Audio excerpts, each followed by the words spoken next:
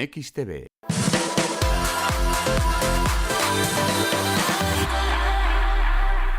Ya estamos de vuelta aquí en Negocios Televisión. Esto es Ponte en Acción. A ver si podemos ver también gráficos de los bonos y el IBEX 35 euros 250, a ver por dónde van hasta ahora, que he perdido por aquí la conexión. Ahora mismo no tengo tiempo real. Saludamos ya a Gonzalo Lardíez, gestor senior de renta variable europea en Adbank. Hola Gonzalo, ¿qué tal? ¿Cómo estás? Buenas tardes. ¿Qué tal? Buenas tardes. Y con Daniel Sancho, responsable de inversiones en Mapfre Gestión Patrimonial. Hola Daniel, ¿cómo estás? Buenas tardes. ¿Qué tal? Buenas tardes. Bueno, Gonzalo, los titulares son cada vez más negativos. Parece que estamos en ese momento que algunos denominan el momento de la verdad. Ha llegado el momento de la verdad. No sé si crees que es tan delicado o vamos a pasar todavía por etapas que pueden ser incluso más volátiles o más violentas para las bolsas. Bueno, el momento de la verdad es unos tipos de interés reales negativos como no había habido en la historia y eso pues es complicado de justificar en unas circunstancias donde en principio pues los problemas económicos no son tan importantes como pudiese indicar pues esta situación.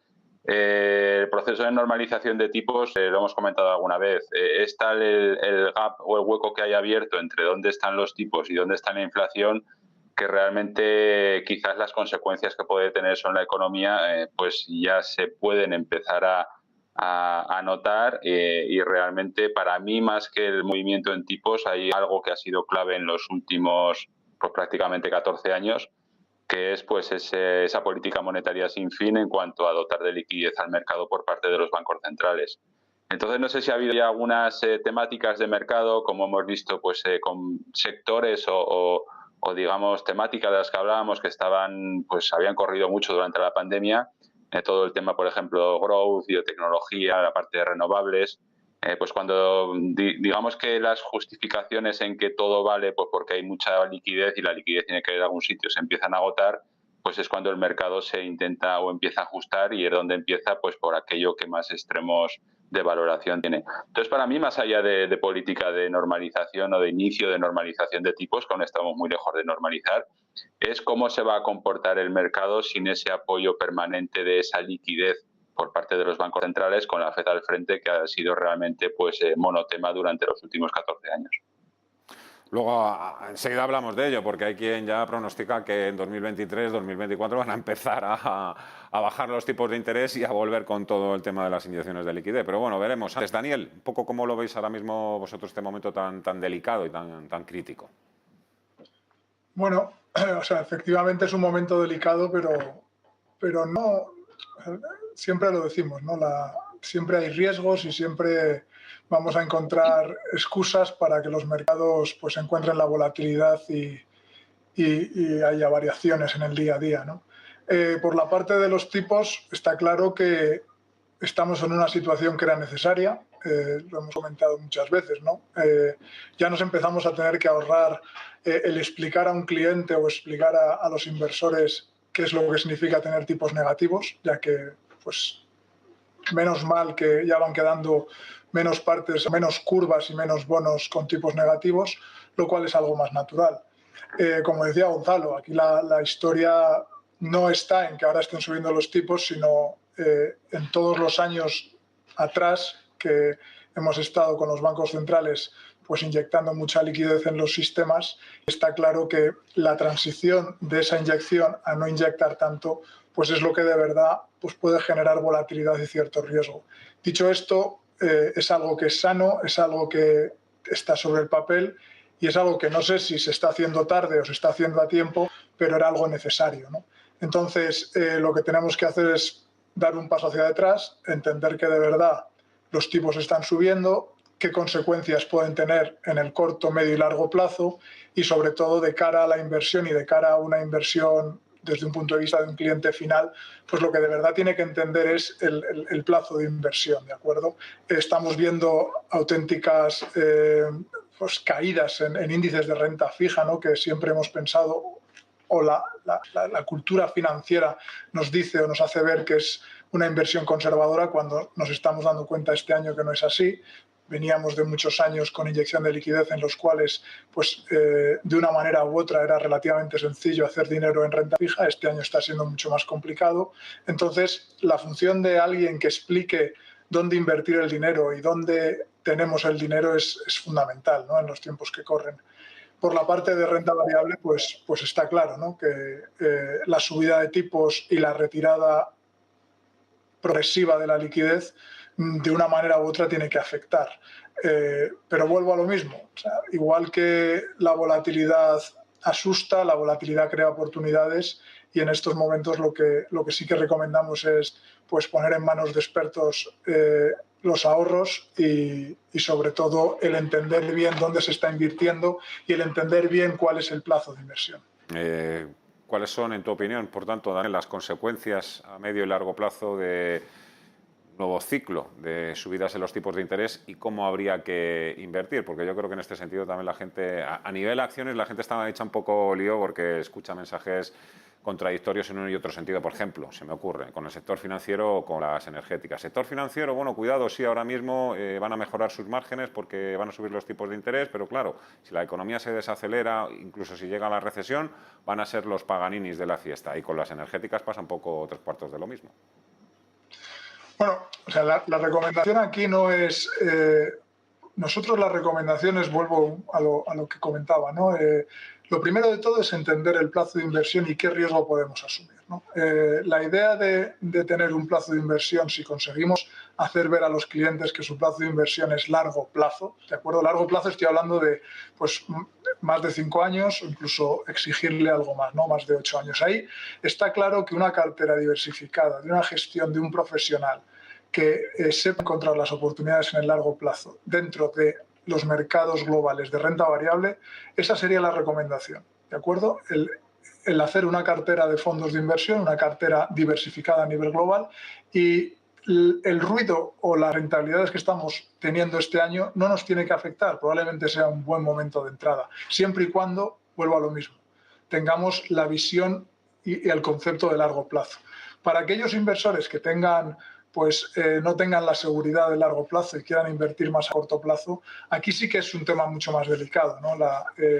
Si queremos invertir a un año vista o incluso a 2 años vista, las carteras que hay que construir son carteras que obviamente tienen que tener renta fija, obviamente tienen que tener una gestión profesional de la renta fija, ya que hay oportunidades y a medida que van a ir subiendo los tipos de interés van a haber más oportunidades, pero lo que no recomendamos es el tratar de ir detrás de la curva en el sentido de ir asumiendo más riesgo porque es la oportunidad, ¿no? Sobre todo aquí lo que de verdad es importante es entender el plazo de inversión, que si tenemos un plazo de inversión corto, hacer una cartera diversificada, pero teniendo muy en cuenta los riesgos a corto plazo, y eso no hay otra manera que controlarlo que con una gestión activa dentro de la renta fija. En este caso recomendaríamos duraciones algo más cortas para reducir la sensibilidad que hay a la subida de los tipos de interés, y sobre todo pues gestores, ya os digo, profesionales que vayan encontrando oportunidades en los mercados de renta fija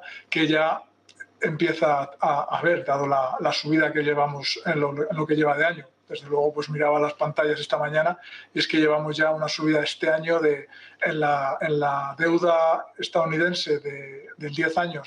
Estamos hablando ya de subidas de alrededor de 150 puntos básicos. En España, la deuda pública española pues está rondando ya el 2%, subidas en lo que llevamos de año de 150 puntos básicos, que esto es una caída enorme en precio, pero está claro que son oportunidades y de cara a la gestión activa seguro que en un plazo de 1 año o 2 años se puede encontrar dinero. ¿Dónde miraría Gonzalo Lardíez en estos momentos para eso, armar o construir una cartera, por ejemplo, con ese plazo, ese horizonte temporal del que nos hablaba Daniel, por ejemplo, 5 o 8 años? En tu opinión, Gonzalo, ¿cuáles serían los sectores más interesantes? Y, llevado también hacia otro lado, ¿hay posibilidades de que en ese periodo de tiempo las bolsas europeas lo hagan mejor que las bolsas norteamericanas? Bueno, en un plazo de 5 o 8 años, al fin y al cabo, son todas estas temáticas precisamente de las que estábamos hablando antes, el proceso de descarbonización de la economía, de ocaso o el final de la era donde toda la parte energética giraba alrededor de los combustibles fósiles, parece que se ha iniciado y es un proceso que lleva sus pasos quizás los mercados llevan otras dinámicas y todo lo aceleran y retrasan con demasiada intensidad, pero por ejemplo son temáticas donde creo que hay voluntad política, donde hay voluntad social y donde parece que va a haber un efecto sustitución. Todas esas dinámicas parecen que están aquí para quedarse y habrá que ver con qué medidas se instalan. Realmente la visibilidad es bastante compleja y pueden pasar muchas cosas en un corto periodo de tiempo. Pensábamos que en estas fechas, hace no demasiados meses, estaríamos hablando de la reapertura y vuelta a la normalidad económica y para nada podíamos descontar con un escenario de inflación como el que tenemos actualmente. Entonces parecía que el año pasado pues tener compañías en sectores que no crecían, que eran, pues aquello que comentábamos el otro día, de cosas aburridas, donde no hay tasas de crecimiento importantes, parecía que eran ya compañías condenadas pues a estar allí, digamos, olvidadas durante mucho tiempo. Y cuando viene este escenario como el que tenemos actualmente, que ya veremos qué consecuencias tiene, pues ese tipo de compañías donde habían quedado con valoraciones muy atractivas pues empiezan a cobrar un valor. Y aquellas temáticas de medio y largo plazo de crecimiento pues tienen más difícil justificación determinadas valoraciones que se estaban dando. El gran problema es que normalmente podemos jugar con ciclos económicos, pero hay tantísimas distorsiones ahora mismo en los mercados que pues si teníamos ya pues unos tipos de interés reales negativos como no ha habido nunca, una deuda pública que a nivel de países agregados pues siempre se ha comentado durante mucho tiempo de la sostenibilidad de la deuda, pero ahora tampoco es un tema que preocupe a los mercados. Incluso tenemos un conflicto bélico aquí en Europa que pocos podíamos pensar hace no demasiado tiempo que podía estar aquí. Entonces hay demasiados, siempre en los mercados hay incertidumbres, pero ahora digamos que en ciertos aspectos hay temáticas o dinámicas demasiado extremas que hacen que pues en unos pocos meses la situación cambie totalmente. Teniendo en cuenta este escenario, iríamos pues un poco a sectores que no se viesen afectados en sus ingresos o en su demanda por estas situaciones cambiantes, aquello más relacionado con consumo básico y desde luego donde las valoraciones no fuesen un problema, porque hemos visto pues en determinados sectores o compañías donde las valoraciones no eran un problema hasta hace no demasiado tiempo, como hoy en día con estas dinámicas pues sí que lo son. Ya se saldría de esos sectores, o sea, de esa cartera aburrida, entre comillas, que estarías proponiendo. No sé si estos días, por ejemplo, tú te estás mirando algo de tecnología aquí en Europa, ASML, SAP, Infineon, un poco que vienen también contagiadas por todo lo que está sucediendo con las Big Techs en Estados Unidos, Gonzalo. La tecnología... Bueno, también se contagiaron cuando la tecnología era el sector que brillaba, porque de hecho ASML es la compañía que más peso tiene a pesar de las caídas todavía en el Eurostoxx. Realmente las dinámicas en cuanto a sectores son muy parecidas en casi todos los mercados y lo que hemos comentado en muchas ocasiones, la gran diferencia es el peso que tiene esa determinada temática en ese mercado. En el IBEX no ha habido tecnología y hay tecnología de forma muy residual, con lo cual es un índice que no se ha visto beneficiado de todo eso. En el Eurostoxx pesa en menor medida, pero sí que las compañías, digamos, líderes en Europa en este campo, pues sí que han brillado estos últimos años. Y el ejemplo de Estados Unidos, pues todo lo conocemos. Realmente nosotros, pues en la parte del Fondo Europeo, hemos estado muchos meses centrados en dinámicas de valoraciones más allá de crecimiento y preveyendo pues que podrían venir curvas si la inflación daba un susto al alza y eso ponía en entredicho la política de los bancos centrales. Hemos estado durante bastante tiempo pues en consumo básico, en farmacia, en telecomunicaciones, que era ese sector que no crecía y que pocos inversores miraban hace no demasiado tiempo, pero que por valoraciones pues tenían, por lo menos no era un problema las valoraciones y tenían unos activos que creíamos que a medio y largo plazo tenían más valor. Y esos sectores son los que pues han brillado un poco en este comienzo de ejercicio. Haciendo en el IBEX, por ejemplo, tenemos los dos mayores valores, que son Iberdrola y Santander, donde en este escenario de subida tipos, inflación, bancos centrales, pues uno sería beneficiado pues con una inflación al alza, tipos al alza, y donde no se esperaba subida de tipos en mucho tiempo, como es el Santander, y sin embargo este escenario pues pondría un poco más contra las cuerdas o dificultaría la valoración de Iberdrola por ser una compañía proxy a renta fija. Durante el año ha habido oscilaciones tremendas, ha habido momentos donde el gap entre los dos valores han abierto un 20%, por ejemplo, a favor de de Iberdrola, y ese gap ahora de prácticamente el 15-20% es a favor de, antes de Santander y ahora Iberdrola. Iberdrola está en positivo en el año, de Santander está en negativo. Con lo cual esto dificulta o da un poco la imagen de la dificultad que tienen los inversores a la hora de descontar un escenario, que ante esa dificultad pues preferimos ir a dinámicas o a temáticas más tranquilas, donde pues ratios de valoración y que las características del negocio pues no sean un problema. En el caso de las utilities españolas está la dificultad añadida de todo el riesgo y regulatorio. En el caso de la tecnología, Daniel, un poco, claro, clientes que llevan muchísimos años en fondos 100% tecnológicos, claro, que han ganado 100%, 200%. Entiendo que ahora tampoco es que se vayan a tirar de los pelos porque su fondo pierda un 20, un 25, un 30%, pero claro, preocupación existe y está ahí, entiendo. Sí, los fondos tecnológicos yo creo que son ahora mismo el ejercicio perfecto para recapitular, ¿no?, lo que decía antes, ¿no? La idea de decir, oye, lo que llevamos de año, el Nasdaq o los fondos tecnológicos pueden llevar caídas de alrededor del 20%.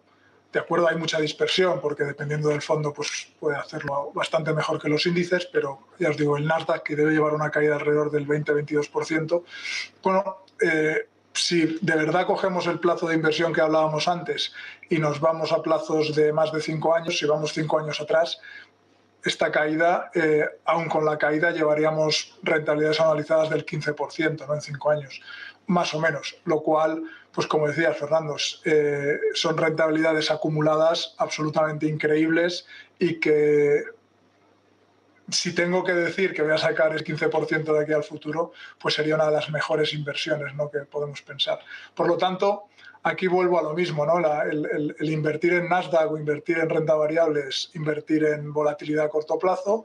No tenemos que tener miedo a caídas del 20% y el Nasdaq en un largo plazo seguro que nos dará rentabilidad. No sé si dará el 15% que ha dado en los últimos 5 años, pero lo que no hay duda es que son empresas punteras, son empresas necesarias y son empresas que de una manera u otra generarán beneficios. Entonces, está claro que el tensionamiento a corto plazo por los tipos de interés y las valoraciones pues necesitaban corrección.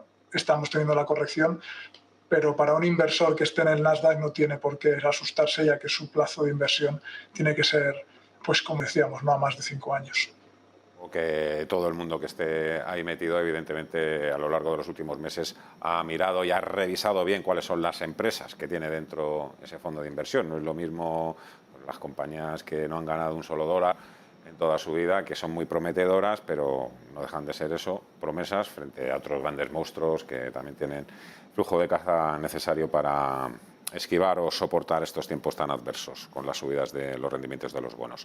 Daniel Sancho, responsable de inversiones en Mapfre Gestión Patrimonial, Gonzalo Ardíez, Sandbank. Ha sido un placer, como siempre. Muchísimas gracias. Cuidaros. Un fuerte abrazo. Hasta la próxima. Adiós. Gracias. 12:43. Hacemos una pausa y